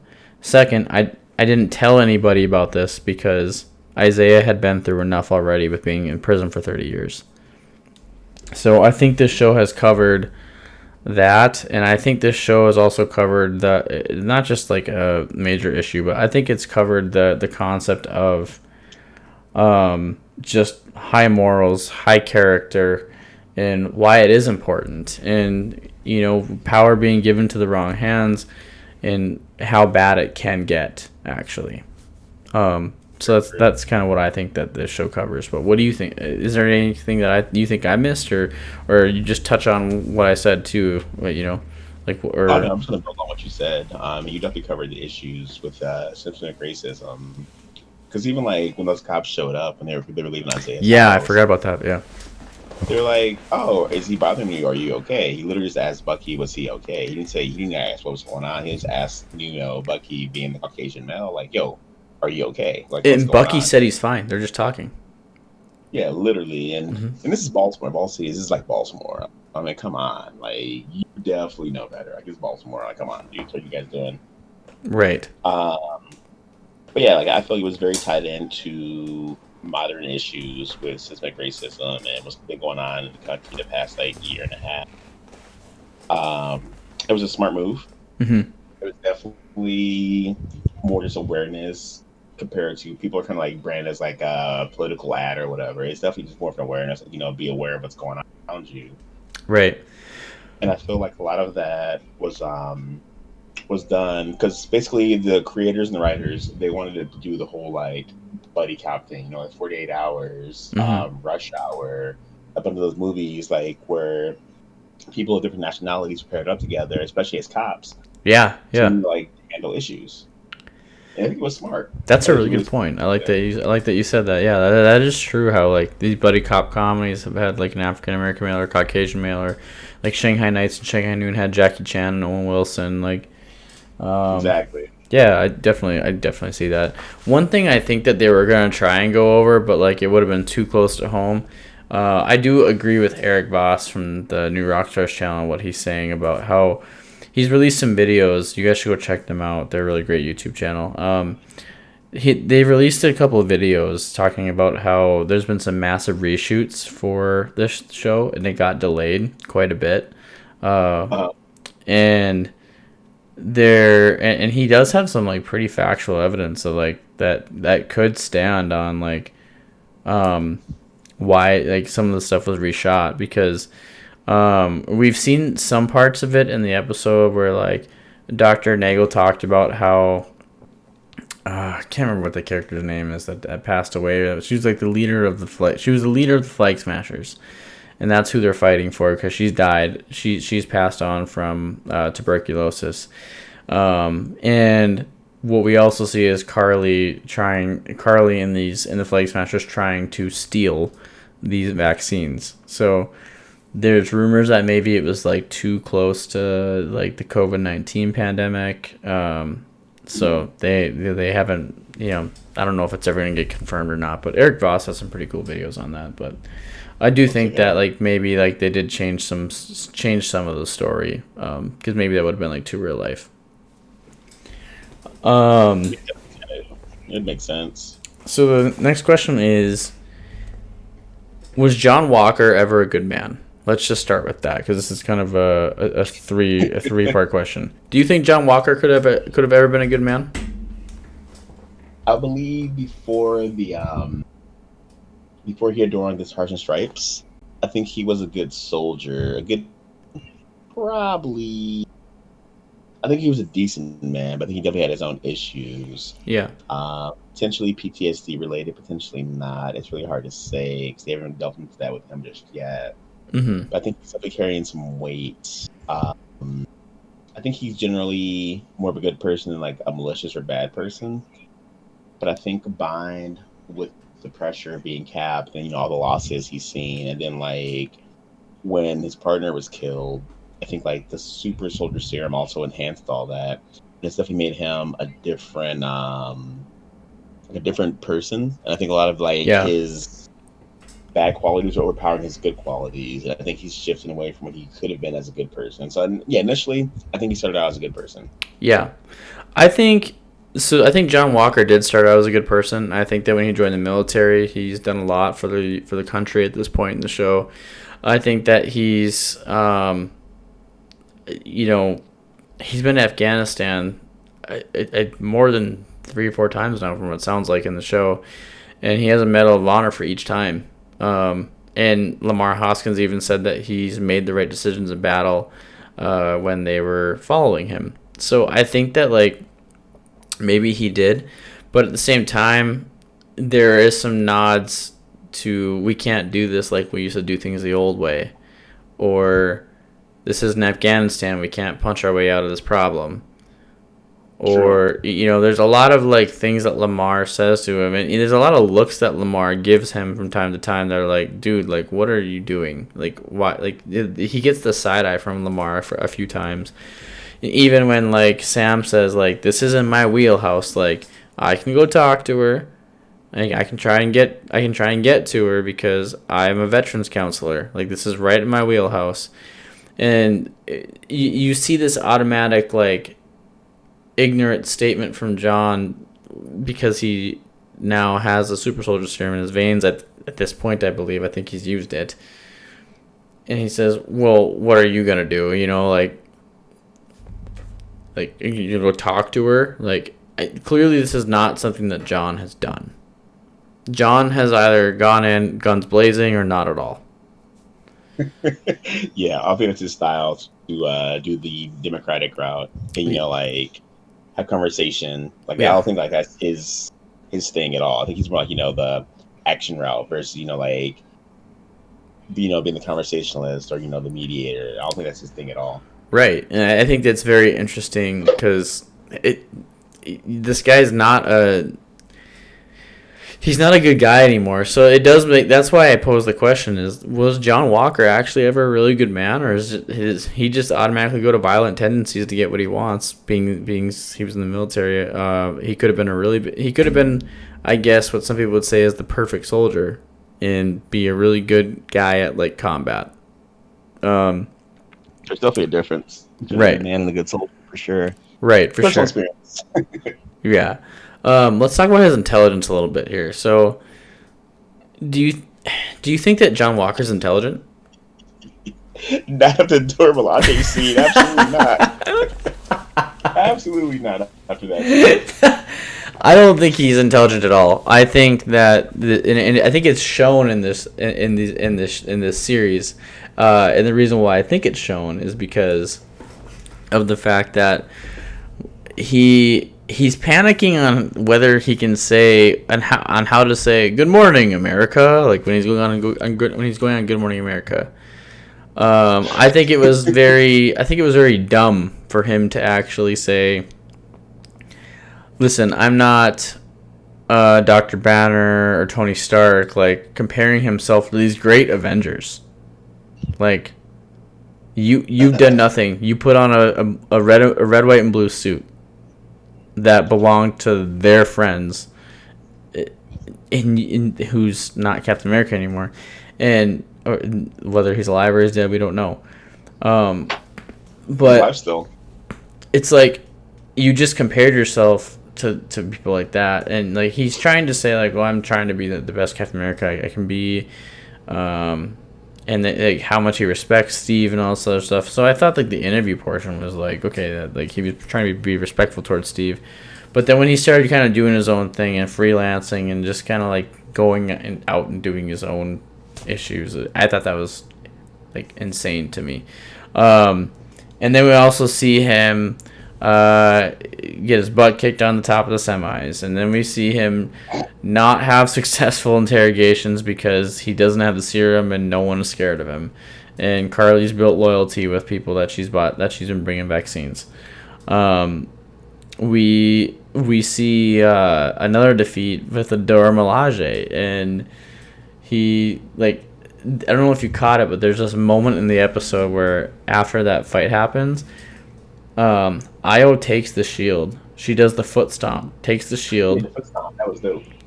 And then it wasn't Io that did it. It was another member of the Dora Milaje, and then Io says, "Leave it." Leave it. So I think she was going to take that shield because the thing is, the people of Wakanda respected Steve Rogers because he fought to protect their home world with them. Mm-hmm. True. And they know what that shield represents and the person behind it. And they know what his legacy represents. And to see a guy like John Walker having it, I think it made her mad. So I think she was going to take that shield. I thought she was going to take that thing. And just he was so outgunned in that scene. Like, even Zemo and everybody else in that fight scene was like, you're better off fighting the Winter Soldier, which is like probably still not going to go well for him at that point. Like, that's in a lot, though. You're better off fighting the Winter Soldier than fighting the Dora Milaje. Like, and he like, let's put the pointy sticks away, and then they proceed to beat the tar out of him. You know, like, I just feel like his intelligence level has never been that smart. And I do want to point out that the reason why his partner got killed in battle was because he interrupted the conversation that Sam was having, and it caused a war between the Flag Smashers and John Walker, and he carried his teammate and his buddy and his best friend into that fight and got him killed. When Sam could have gotten things done peacefully by having a conversation with her, because that's where that was going. So, do you think he would have got through to Carly, though? Sam? Yeah, I think he was. I think he was going to. I think Sam understands her. I can definitely see that. I think he definitely relates to them. Yeah, I think Sam was on the right track, and he had her calm, and he was avoiding a conflict. And next thing you know, John does that, and he gets Lamar Hoskins killed, being involved in the fight with super soldiers, which they shouldn't even be getting involved with because Lamar doesn't have the super soldier serum. And then you also have somebody else could have gotten hurt. Like, just a lot of people could have gotten hurt in that moment because of John Walker's decision to just go in guns blazing. You can't do that. You gotta think about things before you do things. So yeah, I think we're in agreement. John Walker's not intelligent. No, he's definitely very like lowbrow. I feel like he's definitely very much like punch first, ask questions later kind of dude. One question I didn't write down, but I'll ask it. Is, do you think that John Walker is stronger than Steve Rogers? Are we talking about comic book wise, or are we talking about physicality? Yeah, show. I'm talking physicality. I'll let you think on it. I think he is, and the reason why I was saying the same thing. I think he is. The reason why I think he is because when Steve took the super soldier serum, he was a runt. He was pretty small, and he was sick. And when they injected him, that's when he became enhanced. Now, but that serum was also perfect. Also true. So, I mean, you could point that out too. But I do think with John being physically able to do a lot of the things that Captain America did with the shield initially without a serum, I think that with him injecting himself with the serum, I do think that he is slightly stronger than Steve. I would wholeheartedly agree, to be honest. I was thinking the same thing for that exact reason. Because John, like, he was obviously he wasn't in peak form. He's already like a soldier. He's battle hardened. He was definitely in better shape than Steve was when he first took the serum. But I Right? feel Yeah. like Talk about having gonna have to guts. go up. There's a lot of build up for it. I think he is definitely stronger, Yeah, that's kind of what I uh, thought. at least right now. But I feel like Steve was much stronger in Civil War and Infinity War I think he than would John have. is I right think he now. would. He would easily mow over John Walker in combat, hands But yeah, down. for Yeah. from skill alone, I feel like Steve was at his height in Infinity War. 'Cause remember when Thanos had the one hand up, Yep. and then he was holding him up, and even Thanos like raised his eyebrows, like, "Oh, this guy's Thanos like was super." like this motherfucker. Exactly, that was the exact reaction he had. The exact reaction. He's like, "Oh, he's like fucking crazy strong." Yeah, he's really strong. Um, It's peak. That's pure peak performance for Steve was right there. so do you think that with this show, do you think Zemo is gonna turn on Sam and Bucky? Um, that's hard to say. I feel like he might try to pull a fast one and sneak away. I don't think he's going to betray them, but I think he's going to try to sneak away like once all this business is settled. But also, I feel like he might want to stick with them because they're basically the only thing that's keeping him alive from the Dora Milaje at the moment. Depending on Yeah. what goes on in episode 5, though, that's going to be the defining factor. I feel like they're definitely after him now for sure on their own. Yeah, yeah. If for some reason, I think I could be wrong. For some reason, I feel like it's going to come down to Bucky and Sam having to protect him from the Dormilaje, at least for a little bit. Huh. That's a bold Could be prediction, completely but wrong, I though. I like feel like it. it's going to calm down. I like it. Um, I think that he will. Zemo, I think he's gonna live on through this show. I think Season 2. Season 2 Zemo. I wish. I feel like he's gonna get away, or like maybe like he lives on, but like the Dora Milaje do get him or something. I don't know. Such But a great character. yeah, he's a great character. I think they're gonna keep him in the back pocket to bring him back for stuff. I do think he is gonna turn on at least Bucky, because Bucky is a super soldier. Okay. I can see that. I think that he may try to kill Bucky at some point because he can't control Bucky anymore. Because he tried to control Bucky and Bucky said those days are over. So That's true. I Go mean, back to the second episode. He was broken. he It did can't. break him. Yeah, he can't use him as a weapon anymore. We also forgot to mention how at the beginning of episode 4 they had a scene where they showed Bucky being freed by the Dora Milaje with Io. Super important. Yeah, that was very important. So I forgot about that. I'm sorry. Yeah. Bad. So we now know that Sharon Carter is actually working for the Power Broker in this series. The Power Broker has been referred to as he a couple times. We've seen Sharon talk about how when they got in the car and Sam said, "Are you going to move your seat forward?" We've seen after that happened, where they get in a car and Sharon says, "We have trouble. We have a big problem," and I'm not really sure like what that means, because I feel like she is working for the Power Broker, and she talks about him a lot. Like, and there's this crazy theory that Sharon Carter is the Power Broker. I don't think she is, because she did shake hands with Sam. Because people if you don't know, is that Sharon Carter is still considered an enemy of the state. She told me this. Yeah, her name is not cleared. She's not pardoned like Bucky was, and she's an enemy of the state because during Civil War she stole the wings and the shield for Cap and Bucky and Sam. So, she is considered an enemy of the state, and they made a deal in this show that when it's all said and done, Sam's going to try and get her name cleared and pardoned. I think he will. I think he will too. I mean, if Bucky can get pardoned, I think most people can. He should be fine. Right. So why is Sharon Carter working for the Power Broker right now then? Do you think it's a survival tactic, or like what? Why do you think she would work for the power broker? I think it's total survival tactic. The most powerful person in Magic Four, definitely one on your good side. Especially knowing for sure, they definitely know that she's a fugitive from the U.S. 100% know that without question. And I feel like having the most powerful person in Madripoor on your side is like a total smart move for security and information, but also your own power. You saw her play; it's like she had like that amazing art museum she's living in, Yeah, and she's yeah, hosting clients. She's in a position of power herself right now, and yeah. power begets power. I feel like she's definitely friendly with the power broker. Originally, I thought she was a power broker, honestly, until episode 3 happened. And I'm like, no, that's definitely not the power broker. Then it's definitely somebody else. But everyone on the internet apparently thinks she is the power broker, and I feel like she's not.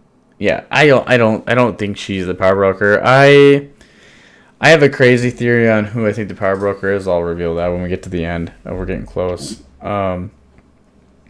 So I think that it is a survival tactic. I think that with her being an enemy of the state when she got snapped back by Hulk, I think that it kind of gave her a reputation to be able to be like, yeah, I'm a bad person, and I'm a criminal, and like have this high status in Madripoor. And I think that like she can maintain that. She's been maintaining that status for a sheer tactic of survival because she can't really go anywhere else. I think making a character like Sharon Carter the power broker is kind of unfair to her character because Sharon Carter is Agent 13. She's like she's gonna go back and work for Sword when this is all said and done. I would bet money. Yeah, be fine. So yeah, I think that I think that's why she's working. It's a survival tactic. Let's get into some of. Let's see here. So we're getting to the end here. Do you think Sam is going to take the Super Soldier Serum? I would say yes. I believe he is. Yeah? I definitely do. Maybe at the very end of the final episode of this season, I think he is going to take it. Because in the comics, Sam is not just a regular person. He's enhanced, but through different means. Like he has telepathic communication with the actual bird, the actual like the real falcon. Oh, He yeah. can telepathic communicate with the bird. He's got his own super strength. Like he has unparalleled aerial agility, even more than Iron Man does, and other characters can fly. Huh. Like he has like unparalleled like aerial skill in combat. He's got his own enhanced strength, endurance. He's basically like a mini super soldier already in the comics, and I think they're slowly building that up for the series to make it more approachable for the general masses. I think he has to. I think he's going to have to. He's going to have to if he's going to be able to fight with John Walker. I feel like he's not going to have a choice but to take a form of the Super Soldier Serum.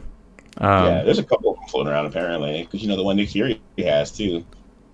Yeah. There's more than one just floating around. There's several of them floating around, several variations. Yeah, that's true. Maybe he could get the same one. Maybe he could get the same one that Steve got.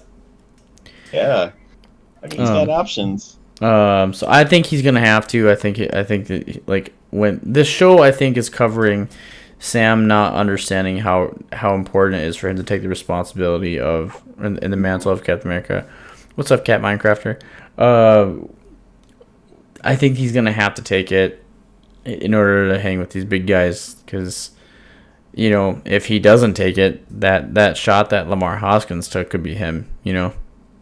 Exactly. He got gun at some point. Yeah. But I do love his combat with the wings. I think he's doing a great. I think the choreography for that is incredible, and I think that how he uses it in combat is amazing. And I think that just if he does take the wrong hit, though, he's just as vulnerable as the next person like Lamar Hoskins was too. So I think he's gonna have to take a serum. That's why he's so enhanced in the comics, I feel. Yep. So who do you think the power broker is? Who do you think he is? The power broker? Yeah. It's a big mystery. I haven't thought about it, honestly. What's that? I haven't really thought about it. I literally figured it was a role people assume at a certain status level in Madripoor. Like I haven't really thought about who the actual power broker really might be if you're even still around. I figured it was a role because the woman that got shot, she was the current power broker, right? Mm-hmm. So I'm assuming it's a role you just fill. Uh, I haven't really thought about what it actually might well, be. she wasn't like the power broker. She worked for him though. Interesting. Yeah. I definitely missed that part. Then that's very interesting. I think, and I'll just spoil my own theory for the theory section. I think the power broker is the gentleman who asked Steve to thank you for the follow. I think the power broker is the gentleman who asked Steve, or not Steve, Sam to turn in the shield to the Smithsonian and then gave it to John Walker. And I think he gave that shield to John Walker because he knows that John Walker wasn't stable and that he would lose his cool. Really? And I think that's why he had that shield go to him, and he wanted to kind of see what this was all going to do. I think that he's another corrupt government official. Yeah, that's where I'm at. Very interesting. I never even thought about that. That's where I'm at with it. What brought you to that idea? I don't know. I just don't trust him. It's probably not going to happen. But He's super rich, though. it'd be cool. So there's a big cameo in episode 5. Who do you think the cameo is? Apparently it's somebody we haven't seen. I don't know. Who do you think is going to be showing up in episode 5? The big cameo? Yeah. And someone we haven't seen yet. Yep, that's what they're saying. For the season of Falcon and Winter Soldier or Marvel in general? I don't know. All they've said is it's somebody that we haven't seen yet. So I don't know if that means in general, but there's supposed to be a really big cameo in this episode. That's a broad range. I mean, they could be almost anybody. That's a super broad range. You can go a little crazy with it. What's up? You can go crazy with it. If I had to bet, I would say, I'm gonna go super wild. I'm gonna say it's to me Wolverine. Oh! And I mean the Hugh Jackman Wolverine, like old man Wolverine. Like Logan? Things get to be fast. They both exist now in the same world. That'd be cool. I like that. I like that a lot. I think. Hey, thanks. I think that the cameo in this episode, I had these theories that it was gonna be Old Man Cap, but I don't think it's gonna be. I actually don't want it to be.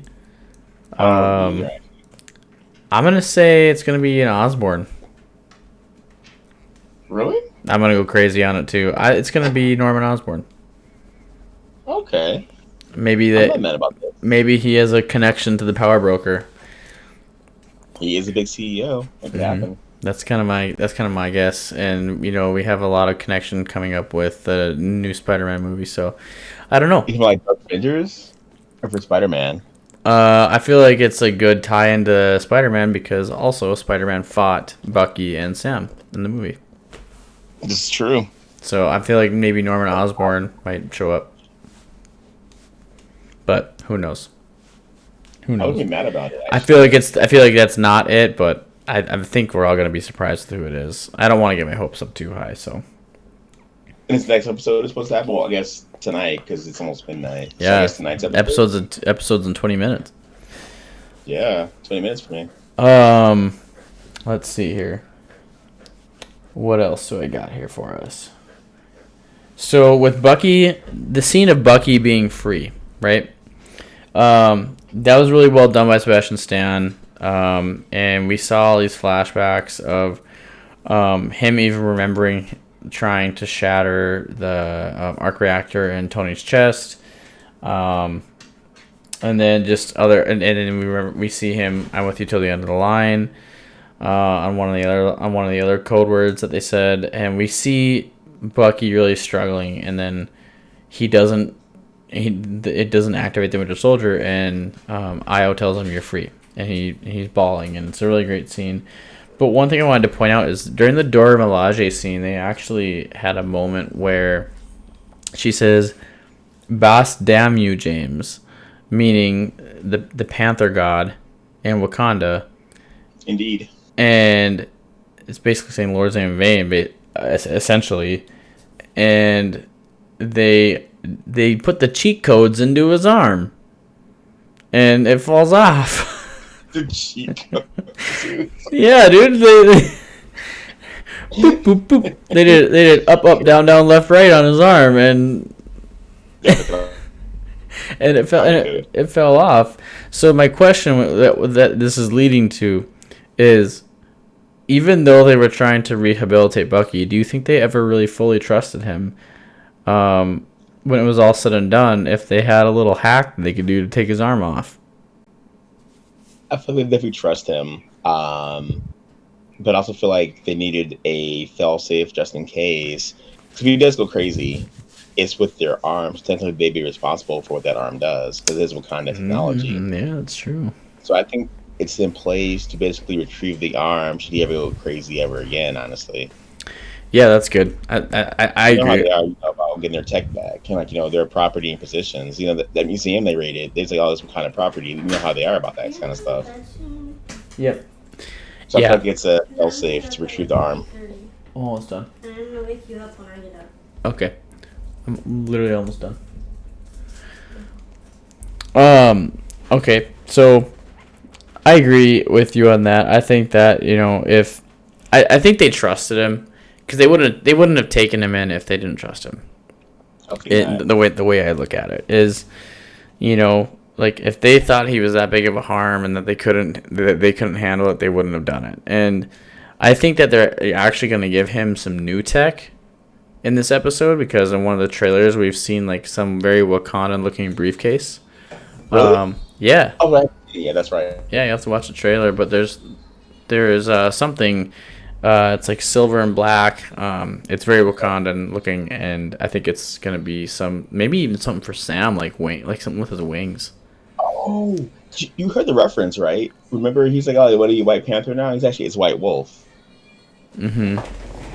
Oh, I heard it. White Wolf. I heard. Oh yeah, so you caught that, right? Yeah, I caught that. Yeah, I caught that reference too, as well, when they called him White Wolf, because That's a big deal. they were in the warehouse and he said, "Well, you come out of Wakanda and you're the White Panther now." And he said, "It's White Wolf actually," and then Sam's like, "Wait, what?" So I thought that was pretty cool. So I think the people of Wakanda trusted him, and yeah, I think that. So, do you have any theories for the show, where this is going? Where do you think at this point the show is going, and what's your craziest theory that you have for it? I feel like this is going to tie into a major Wakanda arc, if not the Wakanda Solo series they keep talking about. Mm-hmm. I also feel like this is going to kickstart the next phase of the MCU with Cosmic Marvel. Yeah. As well as the introduction of the Young Avengers and the new Avengers team for Avengers 5. Yeah, I like that idea, because we've seen quite a bit of the Young Avengers now. Yeah, we've seen Wiccan, Speed, we've seen Patriot. Yeah, it's kind of forming together now. Vision's around still. I mean, like, things are happening. Like, they're definitely forming a second team. Another team is definitely going to show up. Yeah, that's kind of, yeah.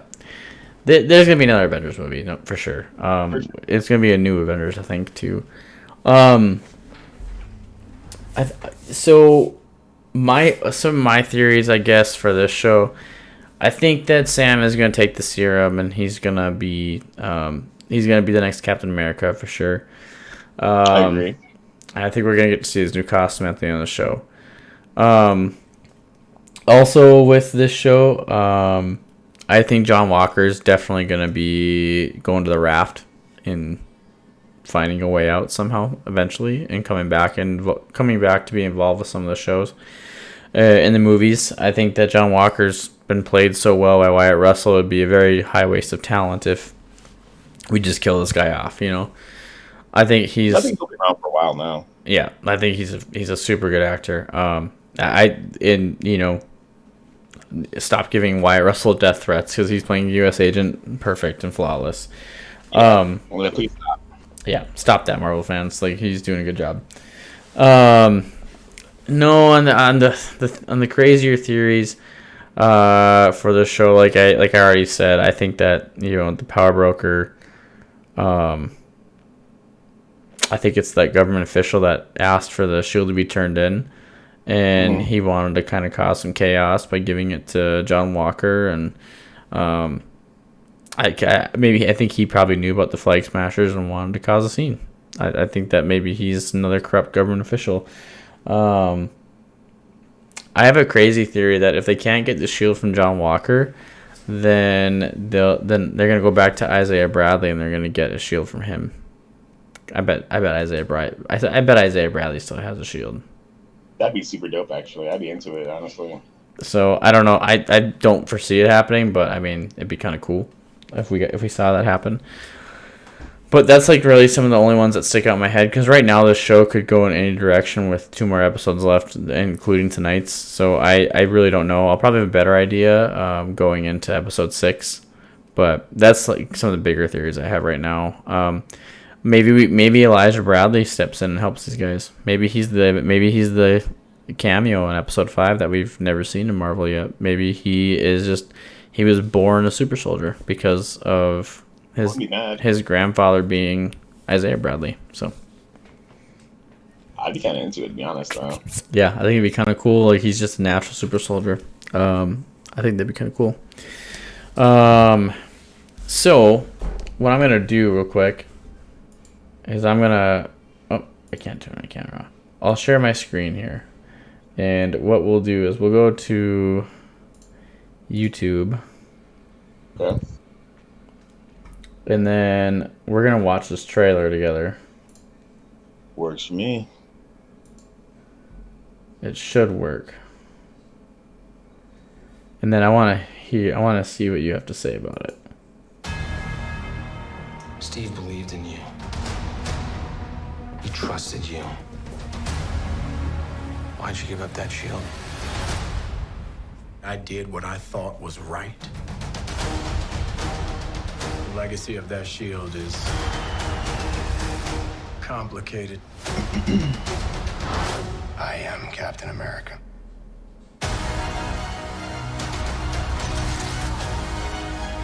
I know all we have to do. A word of advice, then. Stay the hell out of my way. We bled for this country. Yes. Shield or no shield, I'm not gonna let anybody tell me I can't fight for it.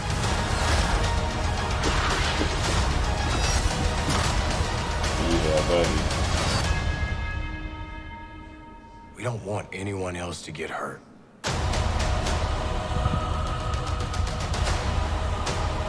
You don't want to do this. Are you watching it?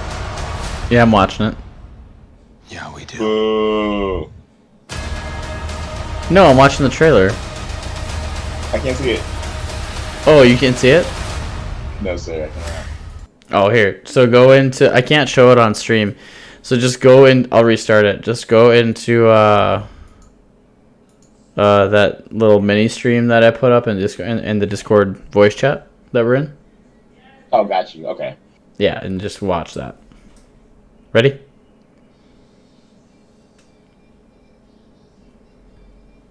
Yes. You're clicked into it? Wait. Hold on. Oh, yeah. Okay. I see you watch stream. Yeah. So Okay. you can just select on that. All right, ready? I'm ready. Okay. Steve believed in you. We'll watch it again. That's worth it. He trusted you. Why'd you give up that shield? I did what I thought was right. The legacy of that shield is complicated.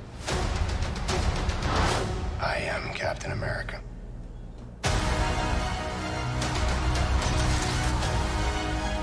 I know all we have to do. A word of advice, then.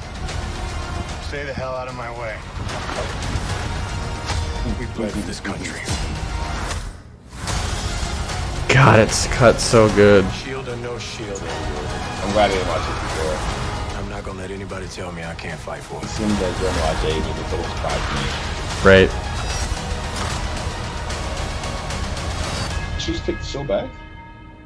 We don't want anyone else to get hurt. She did kick the shield. Feel like that. You don't want to do this. Yeah, we do. He's eyeballing the shield. Uh-oh.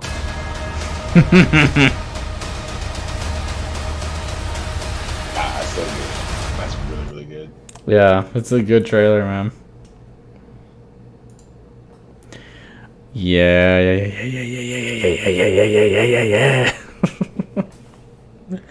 That trailer just gets me revved up for it. So a couple things I noticed in the trailer was when he says "I am Captain America." Steve said in his movie, I'm just a kid from Brooklyn."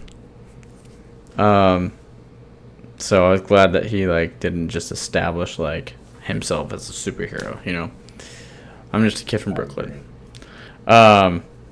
She did kick the shield back to him.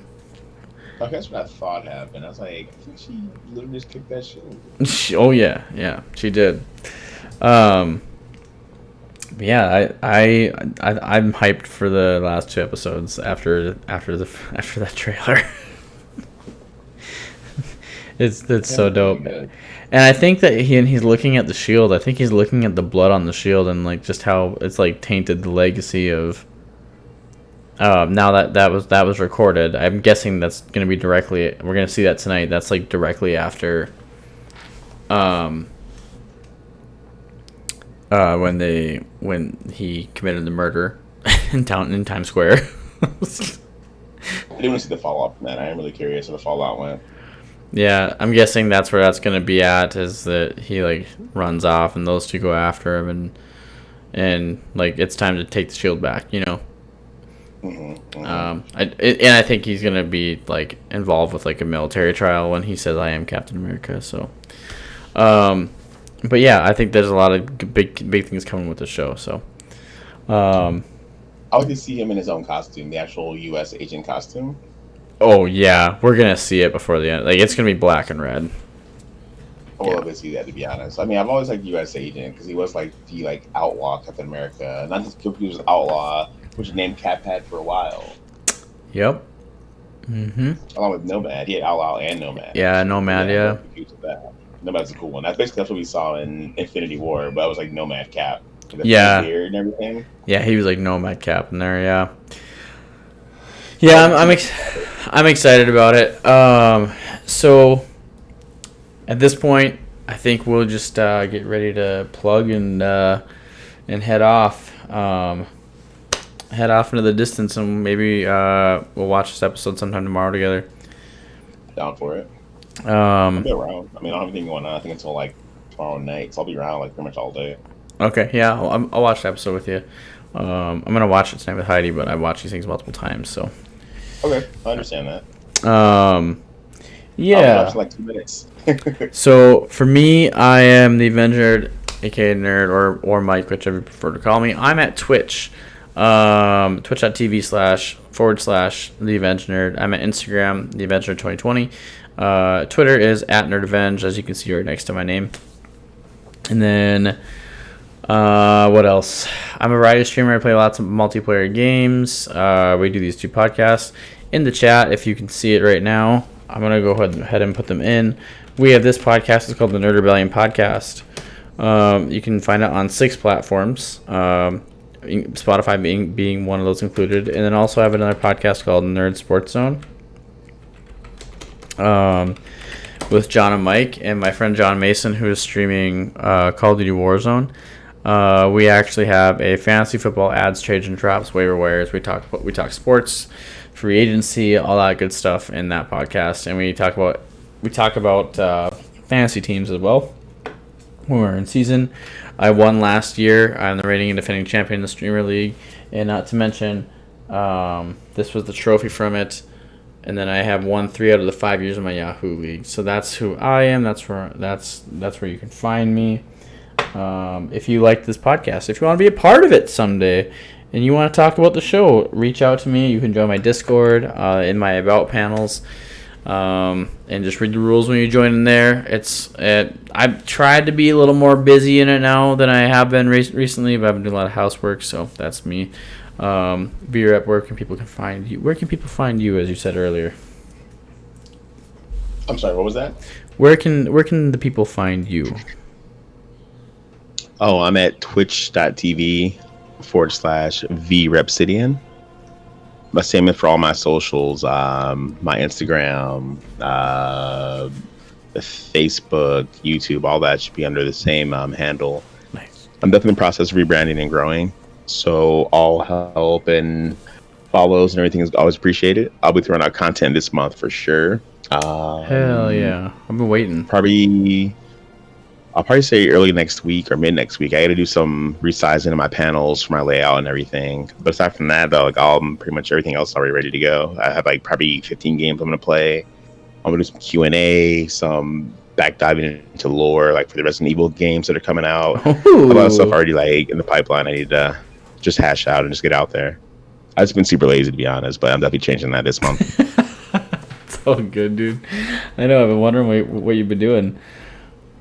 All right. Well, with that being said, we're gonna go off into the distance here. We're gonna get ready to watch this episode. So thanks for listening to the episode 2 of the Nerd Rebellion podcast, guys. Thanks. Bye.